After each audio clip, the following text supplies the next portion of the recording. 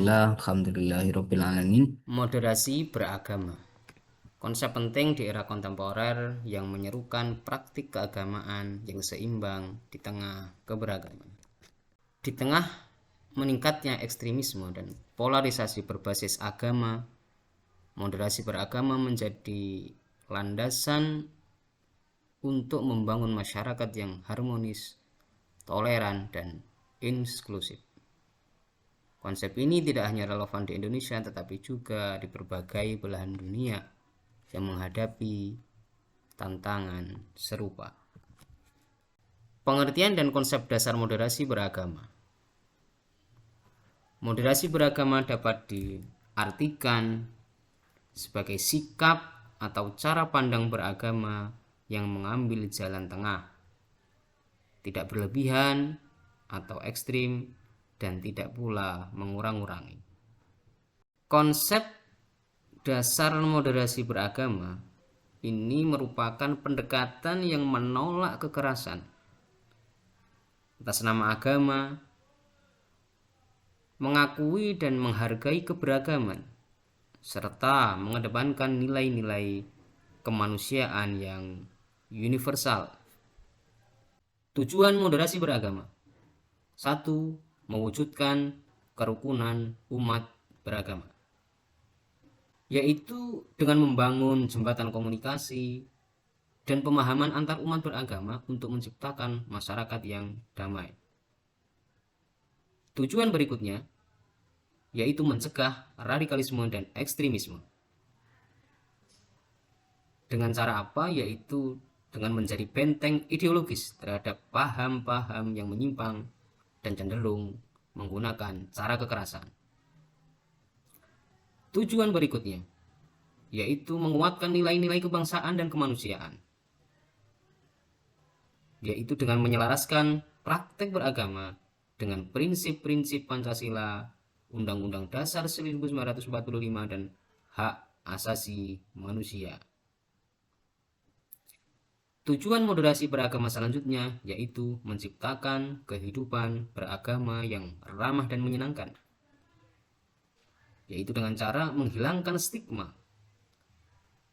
agama sebagai sumber konflik dan menggantinya dengan persepsi agama sebagai sumber kedamaian dan rahmat.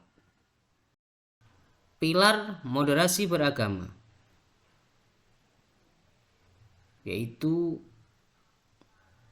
1. Tawasud atau jalan tengah. Artinya satu sikap tidak ekstrim, tidak berlebihan dalam beragama, melainkan mengambil posisi yang proporsional dan seimbang. Pilar yang kedua adalah tawazun atau keseimbangan. Artinya keseimbangan antara hak dan kewajiban, antara urusan dunia dan urusan akhirat, serta antara dimensi individu dan sosial dalam beragama. Pilar moderasi beragama yang ketiga yaitu iktidal, artinya lurus dan tegak lurus, konsisten dalam memegang prinsip kebenaran agama, namun tetap fleksibel dalam menerapkan sesuai konteks. Pilar moderasi beragama yang keempat, tasamuh atau toleran, yaitu sikap menghargai perbedaan pandangan, keyakinan, dan praktik keagamaan orang lain tanpa merendahkan dan mengganggu perbedaan pandangan tersebut. Yang kelima adalah musawwah atau egaliter atau setara, yaitu mengakui kesetaraan semua manusia di hadapan Tuhan, tidak memandang latar belakang agama, ras, atau suku. Pilar moderasi beragama yang terakhir yaitu syuro atau musyawarah, artinya mengedepankan dialog, diskusi, dan musyawarah dalam menyelesaikan persoalan, termasuk dalam konteks keagamaan. Slide kelima. Landasan moderasi beragama. Yang pertama adalah landasan normatifnya sesuai agama Islam, yaitu konsep ummatan wasaton, ajaran tentang rahmatan lil alamin, serta ajaran yang menyerukan kemudahan, persatuan, dan penghindaran kekerasan. Landasan moderasi beragama berikutnya yaitu landasan konstitusional dan kebangsaan Indonesia, yaitu meliputi Pancasila, terutama sila pertama, ketuhanan yang Maha Esa, yang mana artinya sila pertama menjamin kebebasan beragama, dan sila ketiga persatuan Indonesia, yang menekankan pentingnya persatuan di tengah keberagaman atau kemajmukan. Landasan konstitusional yang kedua yaitu Undang-Undang Dasar 1945, tepatnya pasal 29 ayat 2, yang menyatakan negara menjamin kemerdekaan tiap-tiap penduduk untuk memeluk agamanya masing-masing dan untuk beribadah menurut agama dan kepercayaannya itu. Landasan konstitusional yang ketiga yaitu Bhinneka Tunggal Ika, semboyan yang berarti berbeda tetap satu, yang menjadi fondasi keberagaman dan toleransi di Indonesia. Yang ketiga adalah landasan sosiologis, yaitu satu masyarakat multikultural. Indonesia adalah negara dengan keberagaman suku, agama, ras, dan antar golongan. Moderasi beragama menjadi prasyarat untuk menjaga keutuhan dan stabilitas sosial. Landasan sosiologis berikutnya yaitu ancaman radikalisme dan ekstremisme. Paham-paham radikal yang cenderung memecah belah dan menggunakan kekerasan semakin menjadi ancaman yang nyata.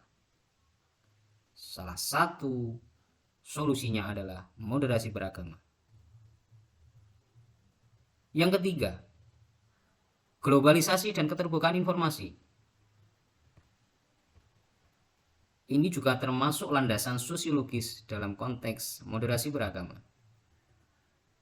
Arus informasi yang sangat deras memudahkan penyebaran ideologi, termasuk ideologi radikal. Moderasi beragama membekali individu dengan filter dan kemampuan berpikir kritis. Ciri-ciri moderasi beragama. 1. Berakomodasi terhadap budaya lokal. Agama seharusnya dapat beradaptasi dan menghargai nilai-nilai budaya lokal yang tidak bertentangan dengan ajaran inti agama. Yang kedua, ramah terhadap keberagaman. Sikap inklusif dan terbuka terhadap perbedaan agama, suku, ras, dan pandangan. Ciri moderasi beragama yang ketiga, mengedepankan dialog dan musyawarah, yaitu mencari solusi melalui jalur dialog daripada berkonflik. Ciri moderasi agama yang keempat, berpikir terbuka dan fleksibel, artinya tidak kaku dalam memahami ajaran agama, tetapi mampu menyesuaikan dengan konteks zaman tanpa menghilangkan esensi. Ciri moderasi agama yang kelima, menghargai akal sehat dan ilmu pengetahuan. Tidak menafikan peran akal dan ilmu pengetahuan dalam memahami realitas yang ada. Ciri moderasi beragama berikutnya, berpegang teguh pada prinsip keadilan. Misalnya dengan menerapkan keadilan bagi siapa saja tanpa ada pandang bulu dan latar belakangnya. Ciri moderasi beragama berikutnya, menolak kekerasan atas nama agama, karena menganggap kekerasan sebagai tindak yang bertentangan dengan esensi agama itu sendiri. Tantangan dalam implementasi moderasi beragama, yaitu 1. Pemahaman agama yang ekstrim dan literal. tafsir agama yang sempit dan kaku tanpa mempertimbangkan konteks dan tujuan utama ajaran agama. Tantangan implementasi berikutnya adalah fanatisme kelompok dan golongan. Artinya merasa paling benar sendiri dan merendahkan kelompok lain. Tantangan implementasi moderasi beragama berikutnya yaitu pengaruh media sosial dan informasi yang palsu atau hoax, penyebaran konten provokatif, dan disinformasi yang memecah belah. Ini juga menjadi salah satu tantangan implementasi moderasi beragama. Berikutnya politik identitas. Ini juga menjadi salah satu tantangan. Pemanfaatan isu agama untuk kepentingan politik praktis yang justru dapat memperkeruh suasana. Tantangan berikutnya kesenjangan sosial yang tidak berkeadilan. Faktor ini menjadi lahan subur bagi munculnya ekstremisme. Tantangan berikutnya kurangnya pemahaman tentang agama lain. Ini juga menjadi salah satu pemicu prasangka stereotip negatif. Tantangan implementasi moderasi beragama berikutnya peran tokoh agama yang kurang optimal. Contohnya tokoh agama yang tidak menyuarakan moderasi tapi justru memprovokasi. Strategi penguatan moderasi beragama bisa dilakukan dengan beberapa cara, beberapa aspek. Yang pertama, pendidikan dan sosialisasi, yaitu dengan satu integrasi dalam kurikulum pendidikan. Salah satu strategi penguatan moderasi beragama dalam bidang pendidikan yaitu termasuk memasukkan nilai-nilai moderasi beragama dalam mata pelajaran agama dan pendidikan Pancasila sejak dini. Strategi berikutnya adalah pelatihan dan pengkaderan.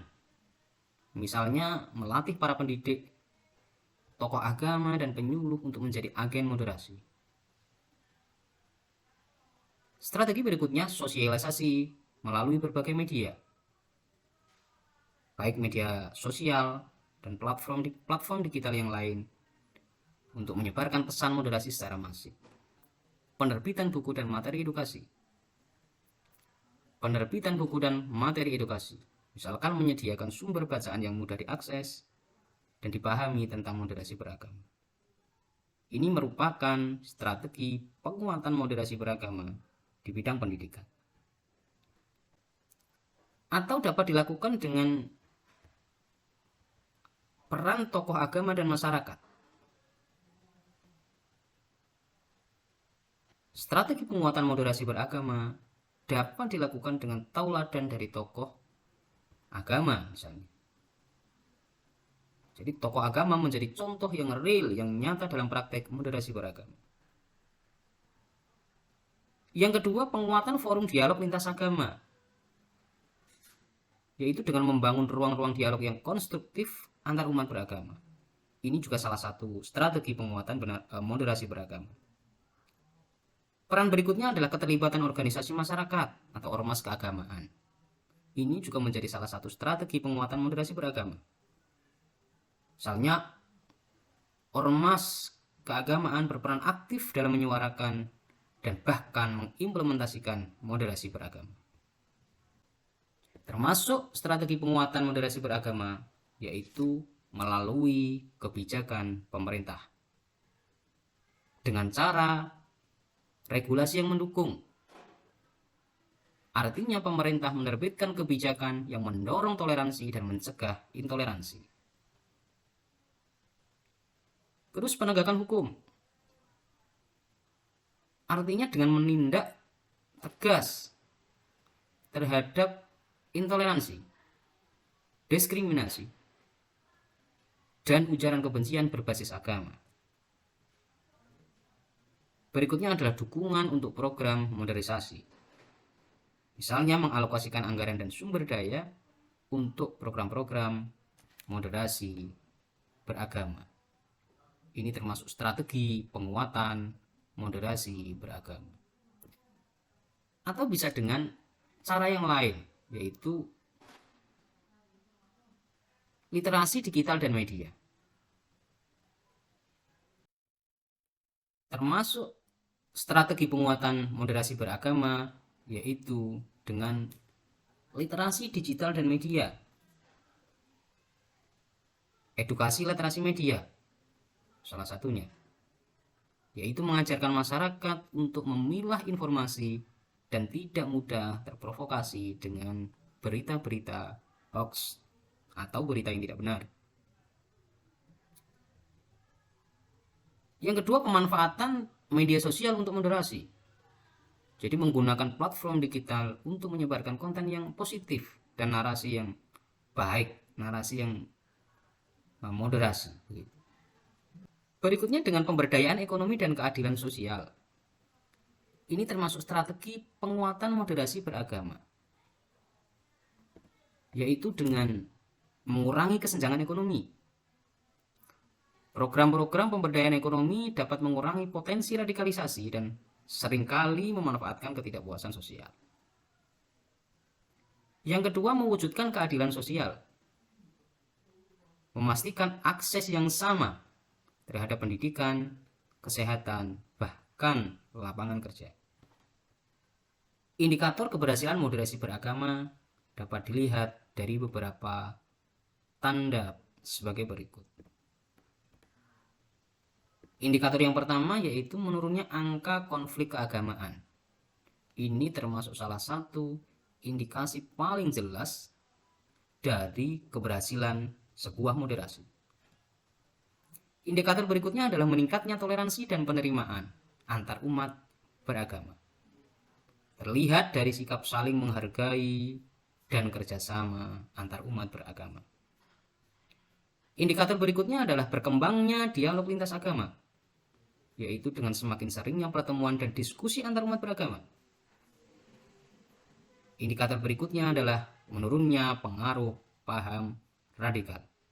Artinya, masyarakat semakin resisten terhadap ajaran ekstrim.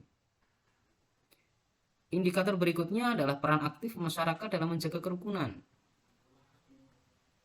Partisipasi aktif individu dan kelompok dalam upaya moderasi.